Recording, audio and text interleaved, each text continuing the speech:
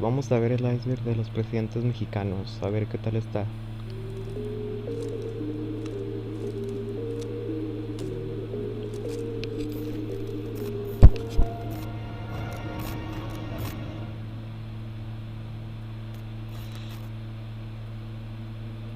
Desde hace un año comencé a hablar sobre las teorías conspirativas de México, donde la mayoría convergen en la política nacional, a personajes que gobernaron el país. Luego siento que van a sacar casi puros temas de corrupción y eso, pero no sé, a lo mejor al final del iceberg sacan. Es que luego hay cosas bien turbias de los presidentes. Pero a ver, a ver, a ver. Y otras situaciones raras que nos dejan pensando qué tan manchado está el Estado. Hoy analizaremos específicamente a los presidentes y lo más oscuro que sucedió en sus sexenios. Vamos a ver citas obligadas, de las cuales yo he hablado con anterioridad, y otros temas más que ustedes me compartieron en redes sociales. Gracias a que estamos en épocas electorales, se lanza este iceberg, y ya saben que si conocen algún tema que no toqué en esta primera entrega, me la pueden poner en los comentarios. Sin más introducción, pasemos con el iceberg de los presidentes en México. El fraude del 88. Esto pasó justo para la carrera presidencial de 1988.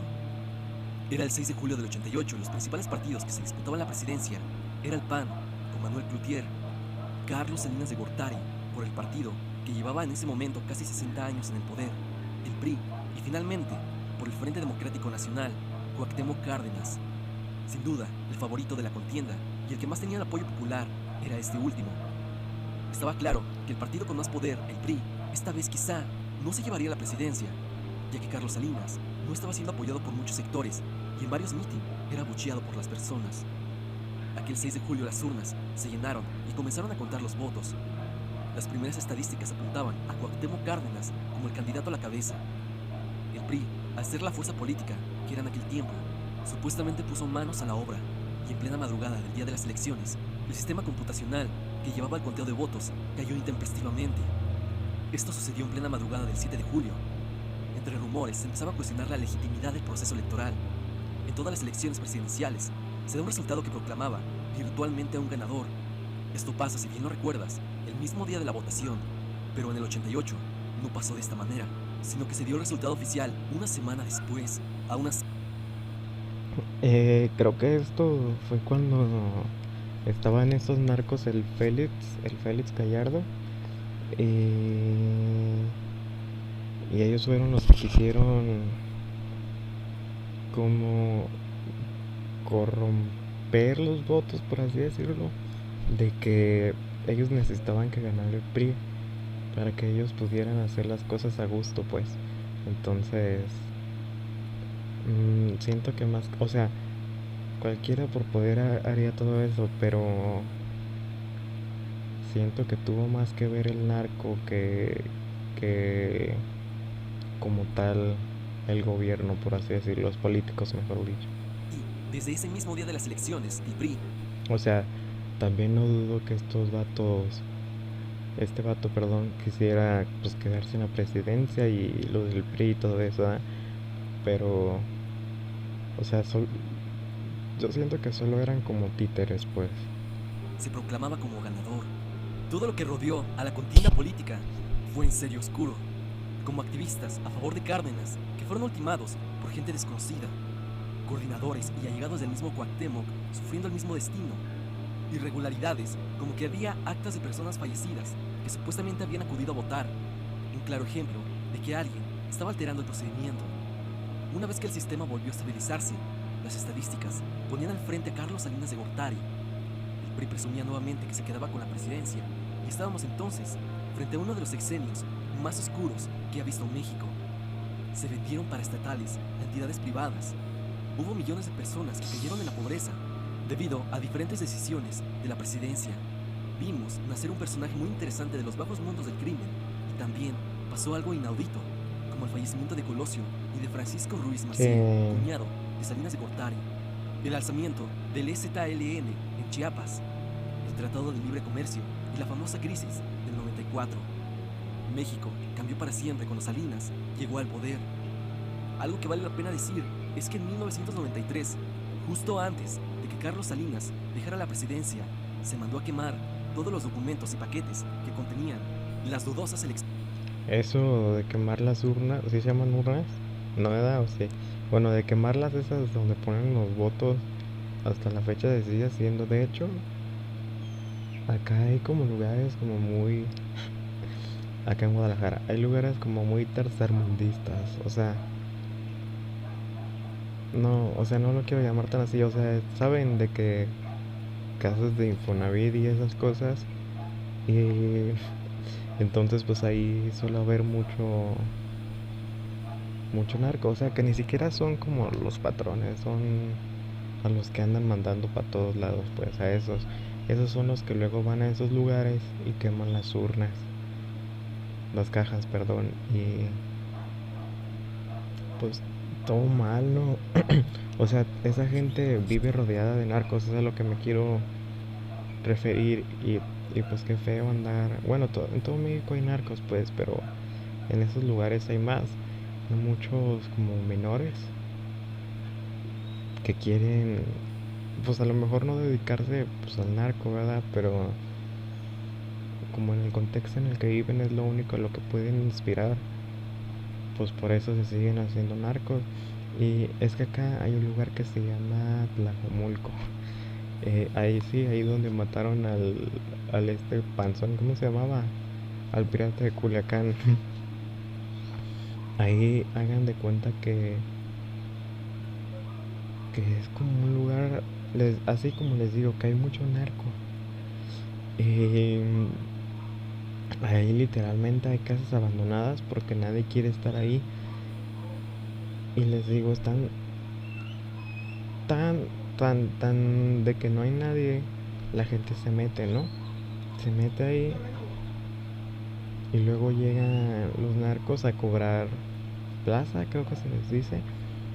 Y pues ya si no les pagas, pues te tienes que salir porque si no te van a tablear, te van a quebrar los vidrios o pues te van a correr o por último pues acabar contigo, ¿no? Entonces, por eso de repente hay mucha gente en esos lugares que pues no tienen nada que ver, ¿verdad? Pero como ya están ahí, muchas veces se tienen que inmiscuir en esos temas del narco. Y por eso también muchas veces la gente ya ni siquiera va a votar a esos lugares. Pero bueno, De 1988 y que se mantenían ocultos en el sótano de la Cámara de Diputados. Y desde ese momento cualquier evidencia sólida se perdió para siempre. Este es un hecho muy oscuro que converge al expresidente Carlos Salinas de Gortari, un personaje más que interesante y que muchos han nombrado como el hombre que quiso ser rey. Ahora pasemos con otro presidente de la República. El baile de los 41. Ahora nos remontaremos a principios del siglo XX con uno de los presidentes más conocidos de toda la historia mexicana, y me refiero a Porfirio Díaz. En 1901 hubo un acontecimiento muy curioso que sin duda dejaba mal parado al presidente y a su familia. Este tema seguro ya lo conoces, ya que recientemente Netflix hizo una película no lo sobre el baile de conozco. los 41. Esto pasó en pleno porfiriato el 17 de noviembre de 1901. El hecho aconteció en la calle La Paz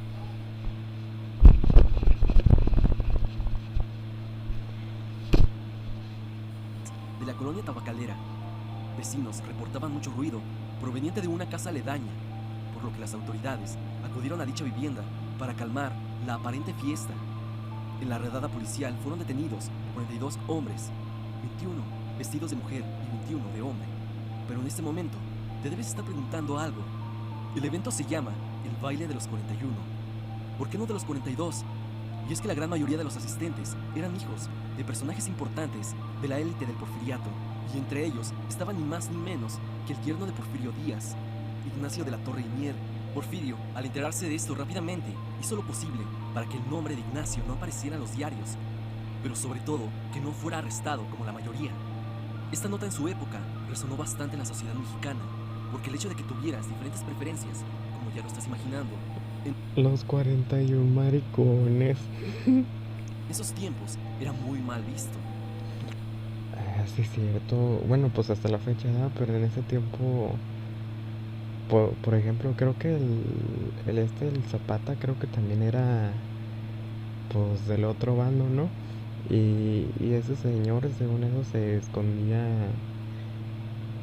con, o sea, pues ya saben, se iba con soldados, por así decirlo, y pues hacían sus cosas y, o sea, no sé cómo la gente de repente dice, ay, es que en mis tiempos no se ven esas cosas, pues no, pues era obvio que lo iban a ocultar porque, pues como ven, si eran así, pues los encarcelaban o pues igual los terminaban pues matando, ¿da?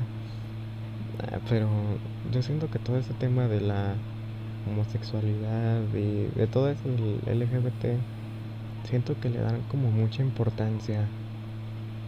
O sea, es como si a ti te gusta el agua de Jamaica o la de horchata, pues que tiene, o sea, mientras no le haga daño a nadie, pues.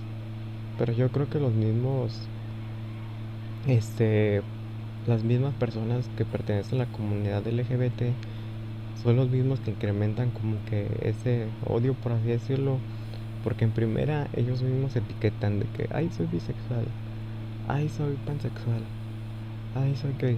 O sea, todo eso, como les digo, y muchas veces esas personas que son de esa comunidad, siempre andan diciendo, ay, soy esto, siempre, siempre. Y es como, pues chido, da, pero me vale madres. Y no digas tú eso porque ellos se ofenden. Ese es el problema de que se ofenden mucho. Y mientras alguien no se ofenda de un chiste, o sea, es que muchas veces la gente sí lo habla en serio. Pero mientras la gente no se ofenda de un chiste, van a dejar de tirarle tanto bardo a esa comunidad. Pero bueno, eso solo me parece. Inclusive hoy en día, 120 años después, en muchos lados de México, se sigue viendo como un sacrilegio.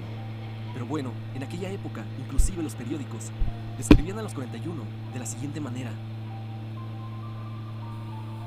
Abanicos elegantes, con gentileza y aretes o dormilonas, pasadas por las orejas, sus caras muy repintadas con abael. Ay, hablan bien raro. En su mesa pues vaya usted a Según adivinar. documentos, estas fiestas eran algo O más sea, bien comunes, arreglados, pero pues. siempre se manejaban en la clandestinidad por la condena pública hacia la diversidad en aquellos años. Las típicas fiestas de disfraces de aquellos años presuntamente se usaban para ocultar que realmente eran solo mujeres, o bien, como en este caso, solo hombres. Ahora hablemos que el yerno de Díaz, Ignacio de la Torre y Mier, ya tenía ciertos señalamientos de tener esas preferencias, ya que en una ocasión, la hija de Díaz escribió que encontró a su marido, o sea, a Ignacio, junto con un campesino. Ese campesino era ni más ni menos que Emiliano Zapata. Ven, les dije. Pues eso es lo que se cuenta. El caudillo del sur también tiene muchos secretos que abarqué en un video pasado. Te estaré dejando una tarjeta que te llevará a ese video por si gustas verlo. Esta ha sido una de las tantas cosas que se pueden decir respecto al presidente Porfirio Díaz. Ahora pasemos con un gobernante de mediados del siglo XX, el cual ha sido conocido por cosas bastante desafortunadas. El hijo de Gustavo Díaz Ordaz. ¿Qué tanto se ha dicho sobre Gustavo Díaz Ordaz? El responsable directo del evento del 2 de octubre de 1968 en la Plaza de las Tres Culturas. Un supuesto agente de la CIA y alguien que tenía un modelo político bastante estricto, en especial con la juventud. Algo que comenzaba a hacer Díaz era prohibir ciertos estilos de música, en especial la música rock, y esto lo hemos visto en el iceberg de la música parte 3. El gobierno se encargó de prohibir el rock. Esa es otra cosa, o sea, siempre que sale una nueva tribu urbana o un nuevo tema, siempre lo quieren satanizar. Por ejemplo, cuando sacaron los emos, o sea, la gente los empezó a odiar no más por nomás. O por ejemplo, cuando a las viejas que les empezó a gustar Justin Bieber, o sea, es igual. O sea, siento que es como cuando algo agarra la modita, siempre habrá muchas personas que van a odiar. Y si te gusta eso, pues va a ser de lo peor, pero ven, eso es a lo que me refiero de que la gente se tiene que relajar. También los mismos que pertenecen, por así decirlo, a esas tribus, deberían de relajarse y es como, eso es algo que siempre va a existir, pues. Rock, no solo escucharlo, sino distribuirlo, producirlo y realizar eventos de este género. No solo eran Díaz Ordaz y Luis Echeverría, sino que eran muchos altos mandos los que detestaban esta música. Hay una ironía en todo esto. Existe el rumor que en 1969, 9 meses después del suceso de Tlatelolco, cuando los Doors vinieron a México a tocar, se presentaron en el Fórum, que está entre Insurgentes Sur y San Antonio, en la Colonia del Valle. Estuvieron 4 días en México, donde sorprendentemente también tuvieron varias tocadas privadas, entre ellas una con el hijo del presidente, Díaz Ordaz. Me refiero a su hijo, Alfredo Díaz Ordaz. Él los contrató para una tocada privada, y como tal vez te lo estás imaginando, los Doors fueron invitados a Los Pinos, la casa para el presidente y su familia. El ambiente, dicen, era increíble. Gente... Pues yo creo que no tiene nada de como increíble que se hicieran Los Pinos, porque según tengo entendido hasta han invitado a más gente a hacer fiestas ahí. Creo que el Luis Miguel siempre, o sea, creo que una vez llegué a escuchar que Luis Miguel ya prácticamente su casa eran Los Pinos. disfrutando del espectáculo, impartido por Morrison y compañía. Había sustancias y alcohol, y el hijo de Ordaz, junto con muchos amigos, disfrutaban del espectáculo, seguramente fumando de todo. Fue entonces que en plena presentación, el mandatario bajó presuntamente harto del escándalo y dijo: ¿qué es todo este relajo? Vámonos, todos a la chingada. No se sabe muy bien cómo prosiguió la tocada, si es que continuó, ni cuál fue la reacción de los Doors ante el histérico presidente, pero presuntamente hay quienes dicen que Jim Morrison llegó a sentarse en la silla presidencial de la oficina de Los Pinos. Este es un hecho histórico, no solo de la música, sino con el presidente Gustavo Díaz Ordaz, porque a pesar de su represión ante los jóvenes y su prohibición al rock, su hijo era uno más de esos que él aborrecía. El Esos que rebelde. gustaban de la música extranjera y que seguramente tomaba y fumaba como los muchachos de su época. Una ironía completa. Y dime, ¿tú conocías este caso? O sea, y ese también es como, pues ¿qué tiene? O sea, un hijo no tiene que por así decirlo, heredar los comportamientos de sus papás. Está como esos papás que son machistas y tienen un hijo y a huevo lo quieren hacer machista. Hasta los hijos mismos dicen de que, no, pues se va a hacer como mi papá. Pero pues no se tiene que ser como alguno de tus papás, ¿verdad? Cuéntame en la caja de comentarios qué piensas de la visita de The Doors a la casa presidencial en Los Pinos.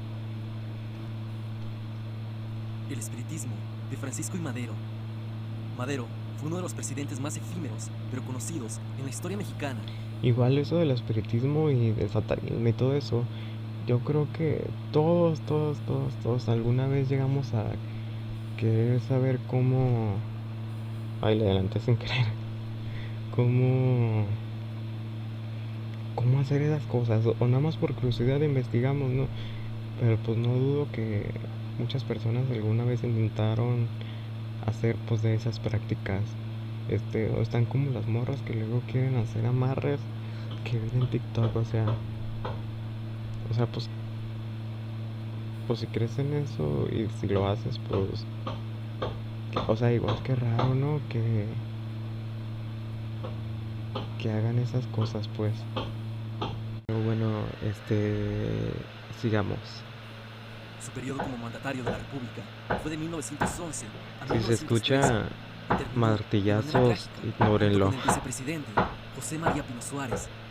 Pero el mandatario tenía un lado oculto que en la época sonaba como algo de verdad raro, pero aún así había adeptos que seguían esta doctrina. Me refiero al espiritismo. Madero había estado un tiempo en París y ahí, junto con otras personas En efectivas, París. se le fue revelada, supuestamente, una habilidad, y era la de ser medium, escribiente, que era aquella persona que entraba en una especie de trance en una sesión espiritista, y su cuerpo era ocupado por algún espíritu, el cual se comunicaba con otros en la mesa, o bien dejaba un mensaje. Yo creo que ya lo voy a dejar aquí porque no me voy a poder concentrar con los martillazos. Igual si quieren verlo, pues vayan al canal de Stan, se llama La Libra de los Presidentes Mexicanos. Pues denle like y suscríbanse a su canal. Y pues muchas gracias por pasarse y ya.